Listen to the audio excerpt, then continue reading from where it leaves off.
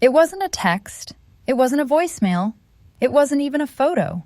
It was a PDF, a single-page document, auto-generated by his company's HR portal, sent to his inbox at 2:17 p.m. on a Tuesday, with the subject line, "Emergency Contact Verification Action Required."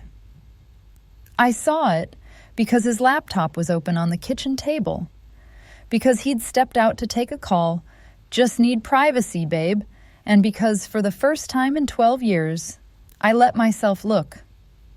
I clicked, and there it was.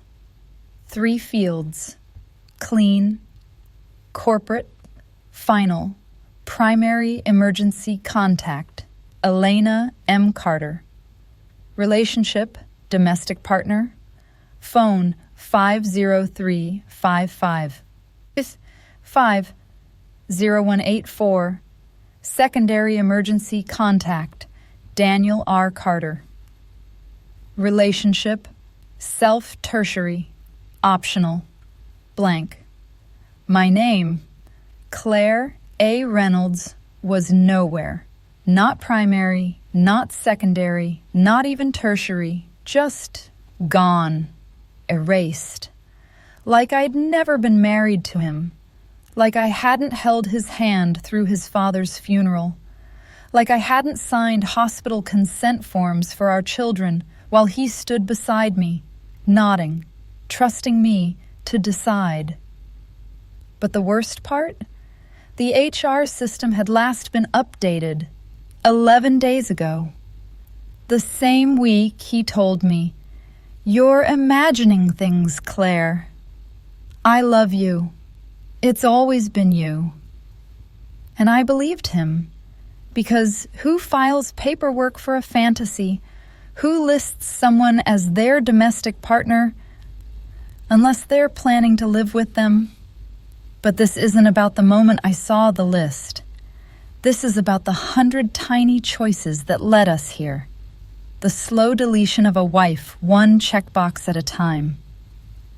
Let me take you back to the day I first noticed the silence where my name used to be.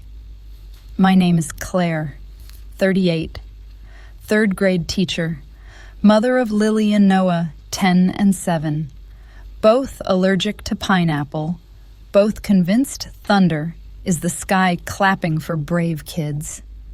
Daniel and I live or lived in a pale blue house with a sagging porch swing and a cherry tree that drops sticky fruit every June.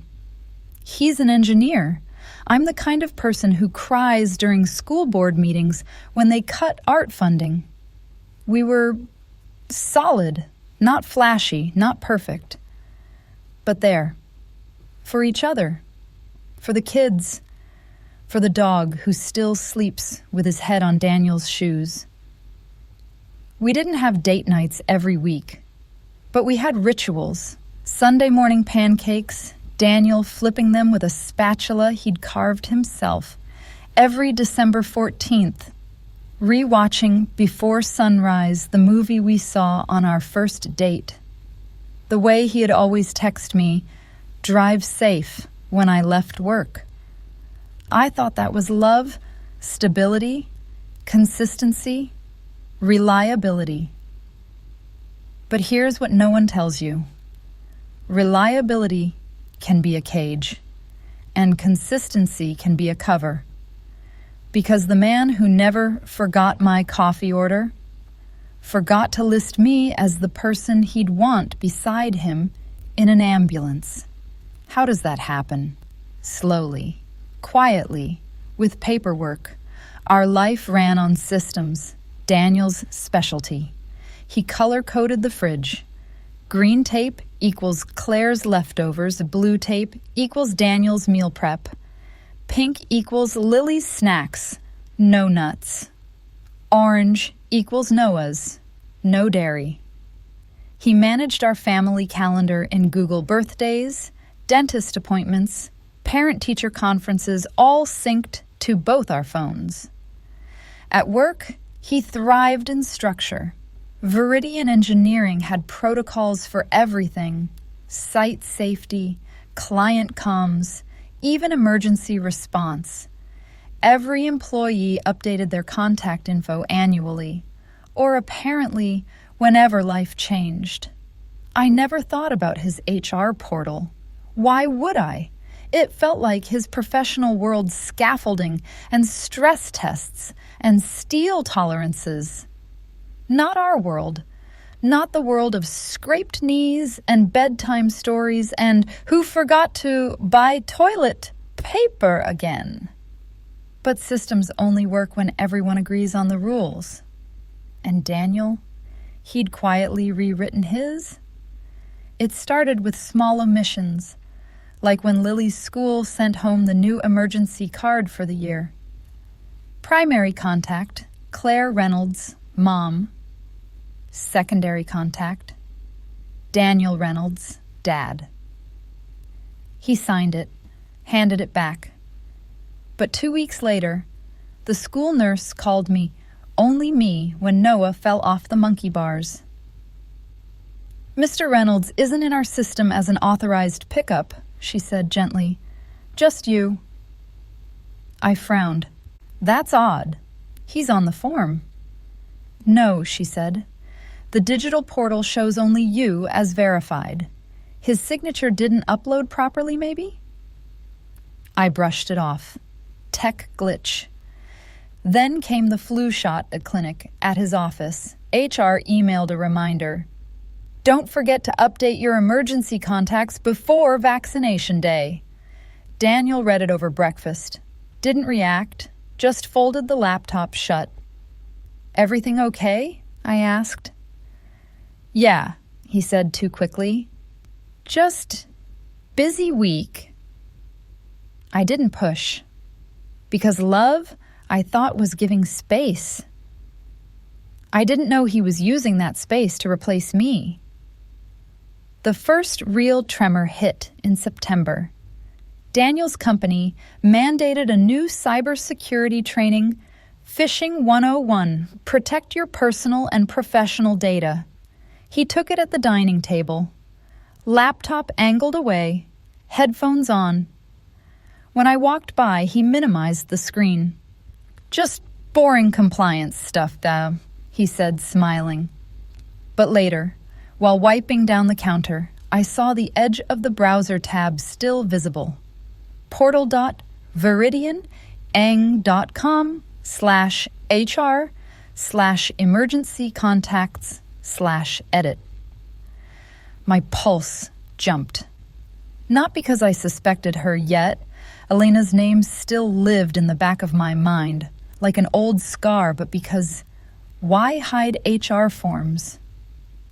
That night, after the kids were asleep, I Googled, can spouses access company emergency contact info? Answer, generally no. It's confidential employee data. But then, unless granted shared login or viewing rights. Daniel and I shared everything.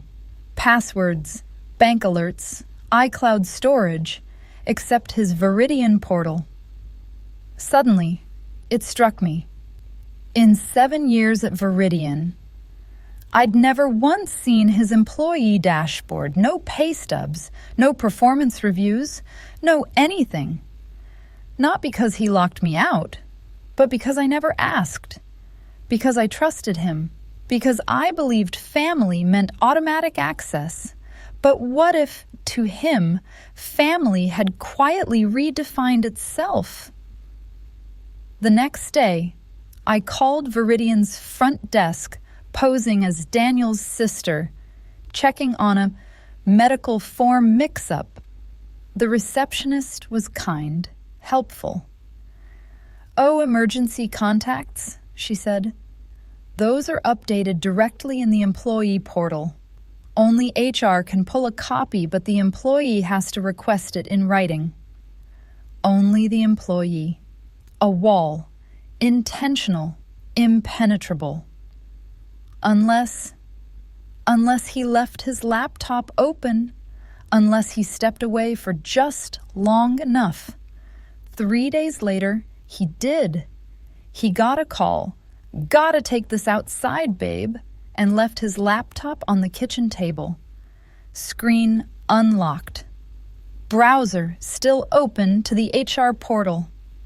My hands didn't shake.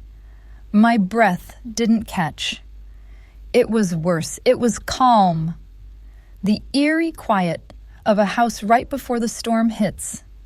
I moved the mouse, clicked emergency contacts, hit view current submission, and there it was, the PDF. Elena's name, domestic partner, 11 days old. My knees didn't buckle. I didn't cry. I just sat there, staring at the cherry stain on the table left by Noah's juice box last week, and thought, he didn't just choose her.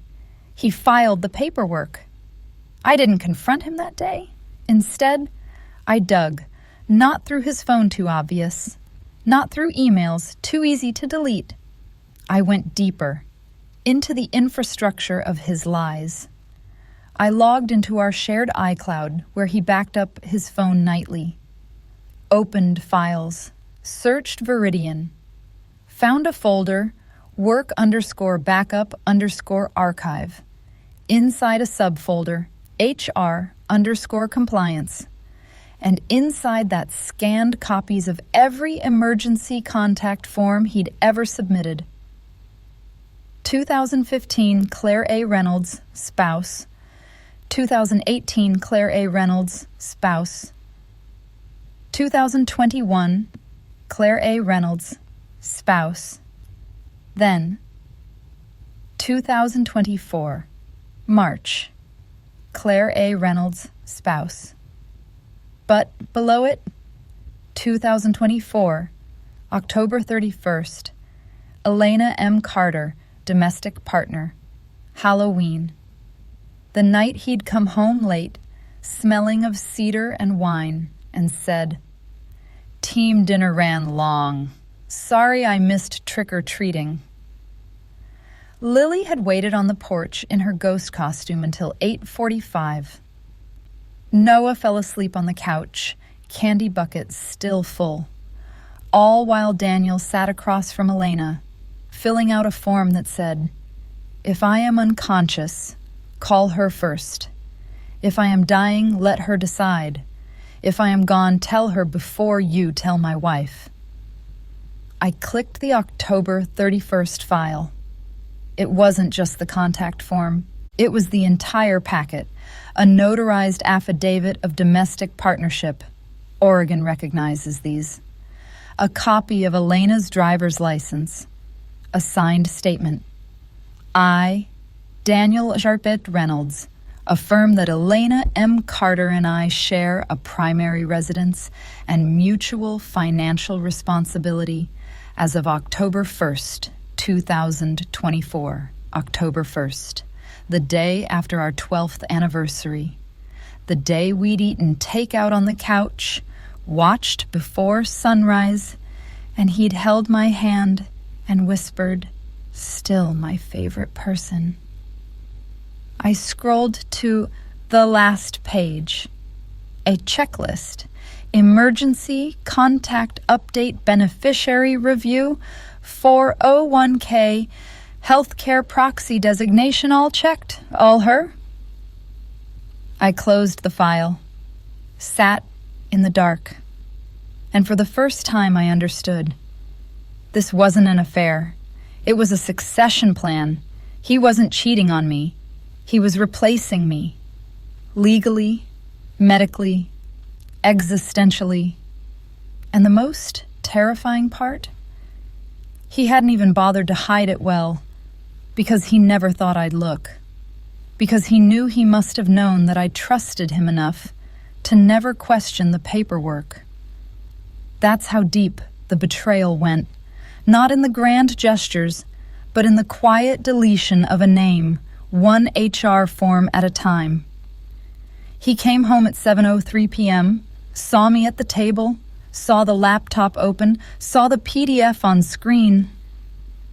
Didn't pretend, didn't deflect, just took off his coat, hung it up, poured a glass of water, and sat across from me. Silence. Thick. Final. Then, I was going to tell you. After what? I asked, voice steady. After the will was updated? After the kid's custody was renegotiated? After you moved her into our house and handed her the spare key? He flinched. It's not like that. Then what is it like, Daniel? I leaned forward. Because from where I'm sitting, it looks like you built a whole second life and filed the permits. He rubbed his temples. Elena and I, we've been seeing each other for months. It started as coffee. Then, it wasn't. And the domestic partner form? A pause. Then, quietly, Viridian requires it for health care benefits. She switched jobs, needed coverage. I wanted to help. Help? I repeated the word like it was foreign. You listed her as your partner, the person they'd call if you had a heart attack to help with insurance. I didn't think it would hurt you. The words hung there. Absurd, cruel. You didn't think? My voice finally broke. Daniel, when Lily had her asthma attack last year, and they asked for next of kin, who did they call? Me. When Noah broke his arm, who signed the surgery consent? Me. I've been your emergency contact for 12 years, through pneumonia, car accidents, panic attacks at 3 a.m., and you just unchecked me? Like deleting a draft email? Tears filled his eyes. I love you, Claire. I do. But with Elena, it's different. It's calm. It's easy. Easy, I whispered. So lying is easy. Betrayal is easy. Erasing me is easy. I stood, walked to the hall closet, pulled out the fireproof box, the one with birth certificates, marriage license, wills. I opened it, took out our marriage certificate, and placed it on the table between us. Do you remember signing this? I asked. He looked at the paper, nodded. Section 4, I said. In sickness and in health, not until someone easier comes along, not unless HR updates. I pushed the certificate toward him. Fix it, I said. Go to HR tomorrow. Change it back. List me, or don't. But know this, if your emergency contact isn't me, then I'm not your wife. I picked up my keys. Where are you going? He asked, voice raw. School, I said. My students need me, and tonight we're learning about contracts. I walked out. Didn't slam the door, just closed it, like signing a document. Final, binding. He changed the form back the next day.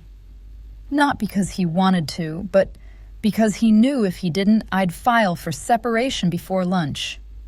We're in counseling now, not to save the marriage yet, but to answer one question. Can trust be rebuilt when the betrayal lives in official records? Elena left Viridian last month, took a job in Seattle. I don't know if it was by choice or by necessity. What I do know, I updated my own emergency contacts. Primary, Dr. Arden, therapist. Secondary, Mara, best friend, 12 years. Tertiary, Claire A. Reynolds, self. I had to write my own name 3 times before it felt real. Lily asked me last week, Mom, what's a domestic partner? I didn't lie, didn't soften it. It's a legal term, I said, for 2 people who choose to build a life together. But honey paperwork doesn't make a family. Love does. and